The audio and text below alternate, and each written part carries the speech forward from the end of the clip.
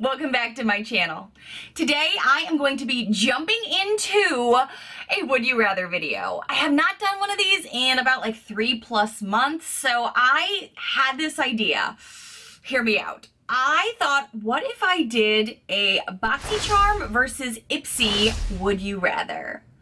In theory, in my head, it sounded like, oh my gosh, yeah, that sounds like exactly what I do in the mornings. But then I started to worry and wonder.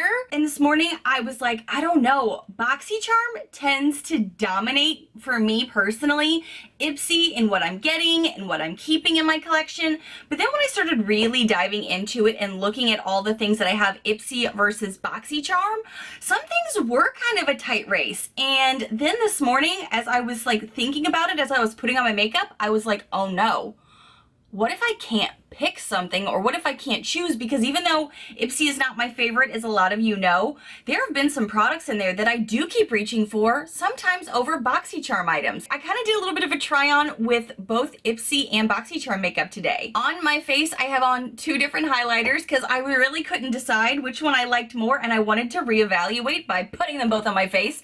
I have a bunch of different eyeshadow palettes on my eyes because I wanted to test different formulas and different, you know, blendability, smoothness, and same with some bronzers and some brushes. I thought this was going to be like, I almost didn't do this video because I thought it was going to be a sweep. I thought Boxycharm was going to take it.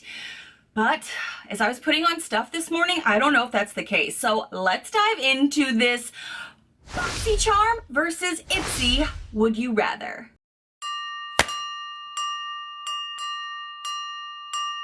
And if you happen to be new to my Would You Rather series, I'll quickly explain it. It's that thing where you sit down first thing in the morning to do your makeup and you go, out of all of these things, what am I rathering right now? This over this? Which item's going to be the one that I gravitate to the most in this moment or in this time frame when I'm reaching for makeup?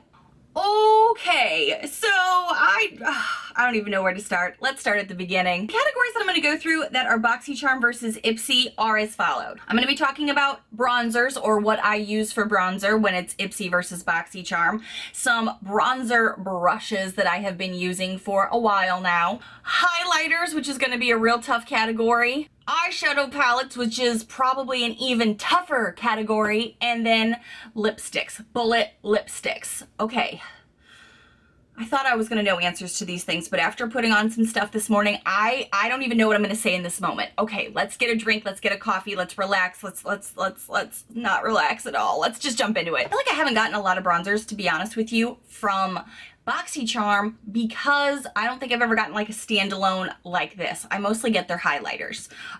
So the bronzer that I'm comparing this to is one that I use as a bronzer, less of a contour. It's the Clay Play palette from Tarte.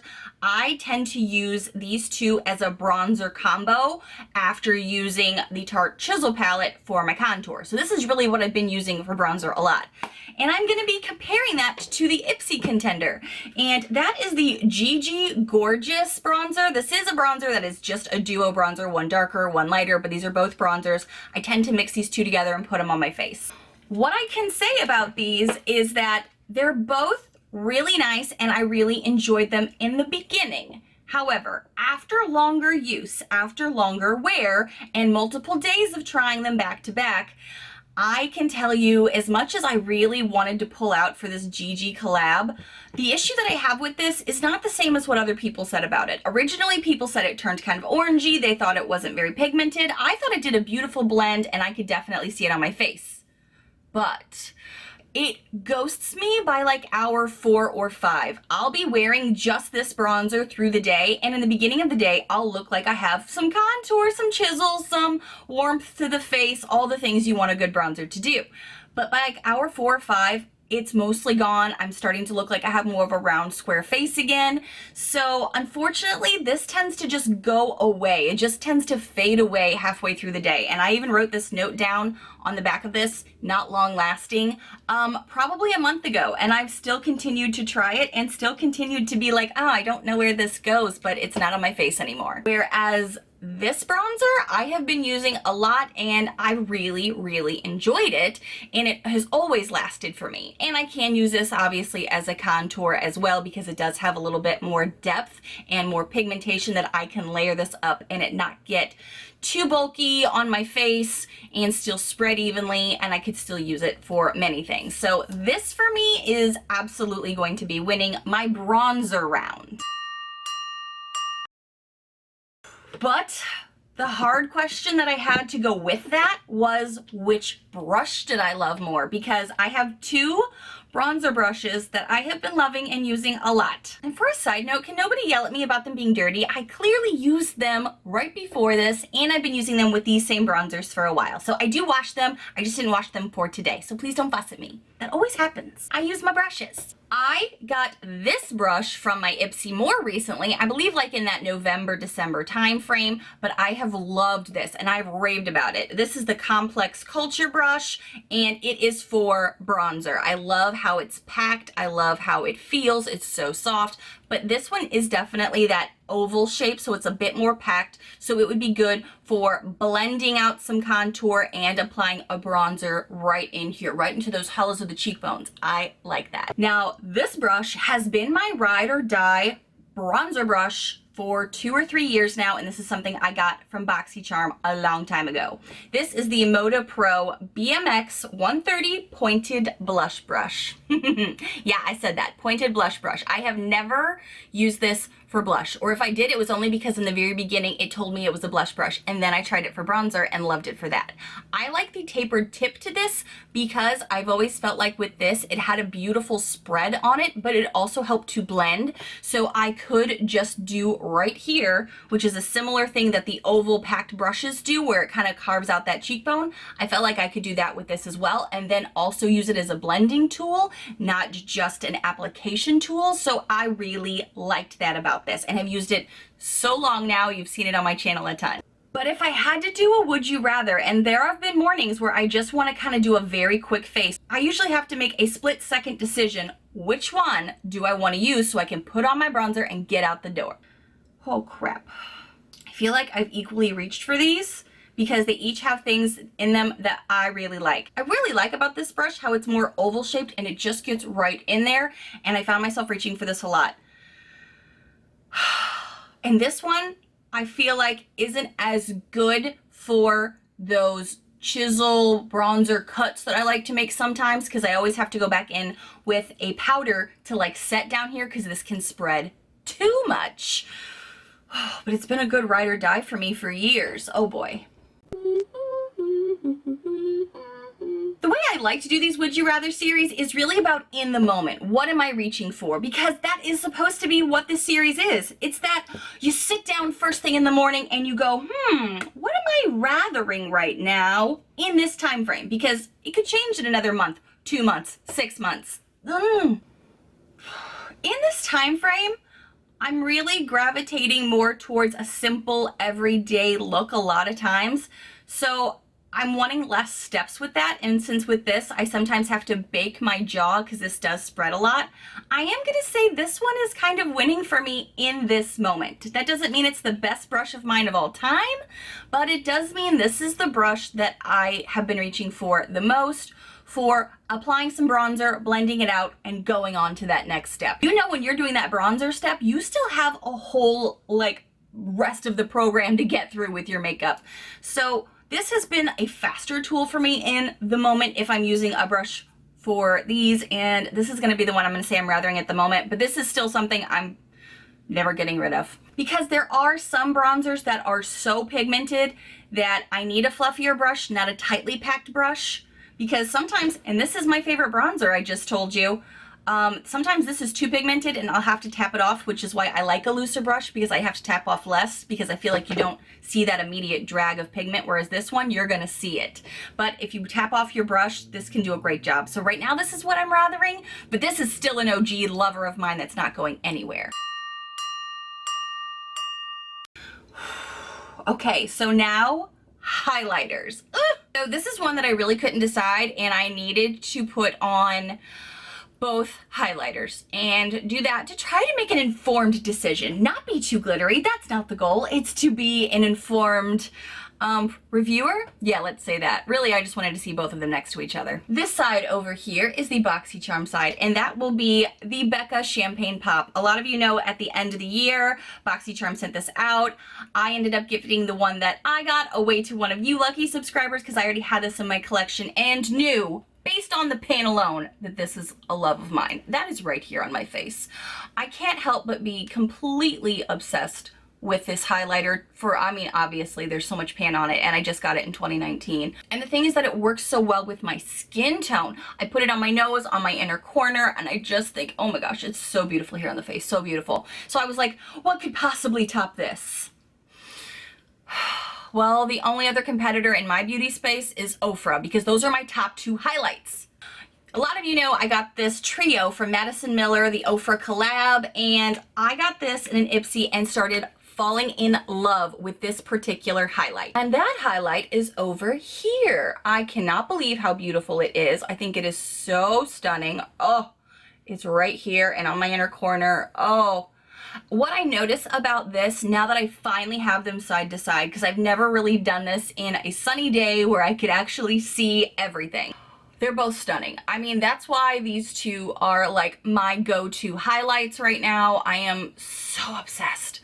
This one is more golden and really goes really well with any eye look, any skin tone in my mind. It just is so stunning. I can't believe how much I love it. This one is a bit more cooler toned. It's not as yellow or warm or golden. It's definitely more of that cool, frosty highlight. Ladies, frost yourself.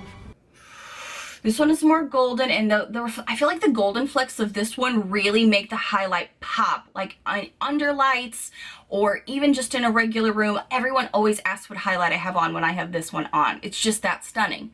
But this one, oh, gives it a run for its money. Oof. Oh, these give me such makeup boners. I don't know what to do. Again, for the record, I always feel like I have to say this when I'm doing a Would You Rather. None of these are leaving my collection. They're this good because they're in this video. That's how you know I love them so much. These are the top of mind highlighters in my collection. I am obsessed. That's why I knew this one was gonna be so hard. Ooh. So I have the mirror down here. I'm investigating close up in direct sunlight. So what I'm gonna say is because I feel like there is a tinge of like iridescent-y purple in this one over here from Ofra, the Madison Miller. I still love it. I still think it's amazing. This is one of the other ones I reach for consistently from a subscription box. I'm gonna say I don't reach for this one as much as this one over here, the Becca, because this golden tone goes more with a natural skin tone, so you just can look like a glowy goddess. Whereas this one has a little bit too much of a cool iridescent-y look to it. Therefore, it can not go with a look or every look that I may want to do. But damn it, it is so pretty. Oh, that is like, this one is super close. And this is me being really, really nitpicky. These are both fantastic, but for now, I'm going to say I am still rathering the Becca Champagne Pop. All right, now I'm gonna have a breakdown. Are you ready? Okay, now we're gonna be talking about eyeshadow palettes. Gosh, why did I make this a category? Why do I make it so hard on myself? Okay, see, here's the thing. From IPSY, I have not kept a lot of their palettes or a lot of their eyeshadows because a lot of the stuff I was getting just wasn't speaking to me, wasn't my jam, but there have been a few that I have fallen in love with. So I've decluttered a lot of the IPSY eyeshadows, but then I remembered all of the mini Hudas that I've gotten from them, and I have traveled with these and reached for these kind of a lot. And then over here with Boxycharm, I didn't get as many eyeshadow palettes as I did the previous year. I feel like in 2018, we got an eyeshadow palette almost every month. Last year, a little less, but there were some great standouts in there. One of them, Ace Beauté. You guys know I really like this brand that I've gotten from Boxycharm before. This one seemed to be the top of everyone's favorite list from Boxycharm last year for eyeshadow palettes, the Celestial Thunder palette. And when I opened them all up this morning to look at them, I couldn't believe all of the colors that were in there, and I was just like stuck in this dilemma. I even posted about it on Instagram going, guys, this is my morning struggle. What am I doing? Which one should I use? And you guys started commenting back because you're like, I feel you. That's why I know these would you rathers are right up your alley, because you do the same thing I do every morning. You're like, what should I put on my face? There's so many pretty things in front of me. And by the way, if you're not following me on Instagram, you can follow me right here to know some of the latest and greatest, what's going on behind the scenes, some tiny house living things, all sorts of fun stuff. Okay, eyeshadow palettes. So many amazingness things here. So many beautiful colors. All right, so I'm afraid this portion's gonna be a little unpopular opinion. And keep in mind, that's why makeup is amazing. It's subjective. A lot of us like things that others are kind of like, really? That's not really my favorite. But you guys are always awesome and respectful about it. That's why I always feel confident and safe being honest with you guys. And a lot of you appreciate that I don't say everything's amazing, because there's truth to it's different for everyone. I'm opening up all of these again and just looking at them, and they're all really pretty. I definitely had a lot of color choices this morning getting ready. But I was definitely wanting to touch a little bit of all of the palettes to really remind myself of the formulas, the spread, the blend, the pigmentation, all of the good stuff that we love about eyeshadow palettes. So, unpopular opinion, my first initial reaction to the Celestial Thunder palette was that it's not my favorite formula, which apparently I am the very minimal majority of that with my first impressions of this, because a lot of people said this is one of their favorite formulas ever after trying it, or it's one of their top 3 or something, which was surprising to me because when I did go into some of these bolder shades like Black Matter, it really did not have a great spread. It had a lot of creasing to it. It didn't blend well, and I found I couldn't use more than 2 or 3 of these colors without it starting to look patchy or starting to transition the colors on me. But so many people fell in love with it, so I was like, dang, my first impression was clearly wrong. That's why I like to try things multiple times. I've also talked about how much I think this Ace Beauté palette, while I like the Ace Beauté line and their formulas, this formula is different and was different compared to what I was used to. Definitely more powdery, but still pretty pigmented. The Huda Beauty palettes are all very color schemes, so you kind of know what you're getting into. They are also pretty powdery, but they do have a lot of pigmentation to them as well. So, what am I rathering? So I think the thing that I can say about the Huda Beauty palettes are that they're very approachable palettes for me personally. And I know for some people that's not the case. All of these colors may make some people stuck, but for me these are very approachable because I usually, if I don't know what I want to do with an eye look, I can immediately know, okay, which one looks more nude or neutral to at least start a crease. Then I'll see what color it is, what the formula's like, what does the spread look like, and then I feel like I can make an informed decision to go to the next step. So that's why I feel like these are very approachable for me. The harder part about these kind of palettes are, as you can see, there's no real way to start with these in the crease unless you're gonna immediately go bold. What I did to start my look today was dive into one of the Huda palettes because I went into this nude center shade right there. I can see what color this pulls and then go from there. And this nudish looking shade in this Coral Obsessions palette pulled coral. So I was kind of like, all right, now I can go on to the next step. But I did go into the Celestial Thunder palette. I went over here into this orange shades over here and then warmed it up with an outside, more of that rust color there. And I still really thought the blend and spread and pigment on these were all great. And they were marrying really well together too. Then I also went into the gray shade to kind of see what does it look like layering on itself? What does the spread look like? And the gray was just kind of like okay for me, but it also blended well with everything else I had going on. For the lid, I also jumped back into a Huda palette, a nice cream palette to put down on a lid, because then I thought after going with a cream color, I could put anything on top and it would be a little bit bolder.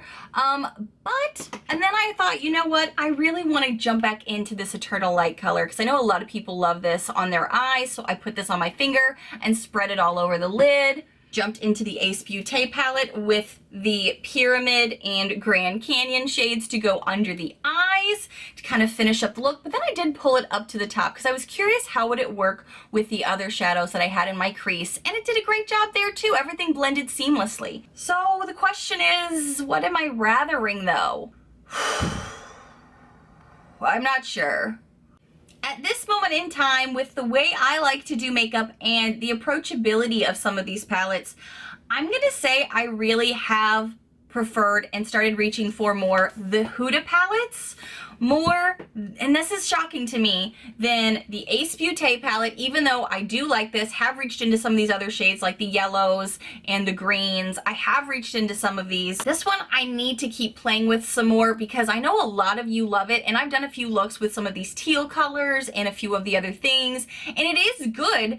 It's just one of those things that it's not a jumping off palette. Like, you can't start really with either of these. So I feel like once I get an eye look going, that's when my creative juices start flowing. And if this isn't already out, it's kind of falling off my top of my brain because I don't have anything to start my eye look with either of these. And this is the real talk here. This is where my brain goes as I'm creating an eye look and figuring out what am I gonna look like today. Whereas these have been really easy to jump into, and they're small enough that you could pull out all of them if you want to be like, okay, I want to put together some purples with some corals today. And you can easily see, or at least I can, how a look would kind of come from just these two palettes. And I also think I'm just a little bit more familiar since I've had one of these in my collection for a while. I'm more familiar with how these operate, how they work, how they play on the eye. So I need to give these some more time and love, but they definitely aren't what I'm reaching for at the moment, which kind of makes me sad and makes me go, ooh, maybe in another Shop My Stash I'll toss this one in there at least so I can play with this more, because I did get this in December and haven't had a lot of time to mess with it yet. All right, didn't think I was going to say that. I always shock myself in these videos. It might be an unpopular opinion because I know a lot of people love this palette in particular, and I like the Ace Beauté brand, and I've mentioned that quite a few times, so I'm surprised. All right, that was hard, that was a struggle, and I know there's gonna be other people being like, really? I'm surprised you said that. I know, I'm surprised they said it too. But now I gotta move on to lips because I haven't gotten a lot of bullet lips, but I let you know in 2019 is really where I was getting into bullet lippies more than I have in a long time. And it was thanks to one particular lippy from Boxycharm, and it's what I'm wearing right now. This is the Becca Burgundy Lip Bullet. I believe this is like the Love, there's like a full name for this sucker. The Ultimate Lipstick Love is, I think, the style this is. And then I have 3 others from IPSY. And until I learn how to say this brand name, I'm gonna keep calling this Ilamasca because I don't know how to even say it, but it's a beautiful nude. And this one was like, oh, right up there with the Becca one this morning. And then I had these two that I have been talking about. This is the 90s Nostalgia that I've liked a lot. And this one over here, this is the Atour Lip Cream color in the shade Smoking on Screen. So I had all of these in front of me this morning because I have been reaching for more bullet lippies, but which one am I reaching for the most? It kind of was a toss-up for me after I did a little bit of digging.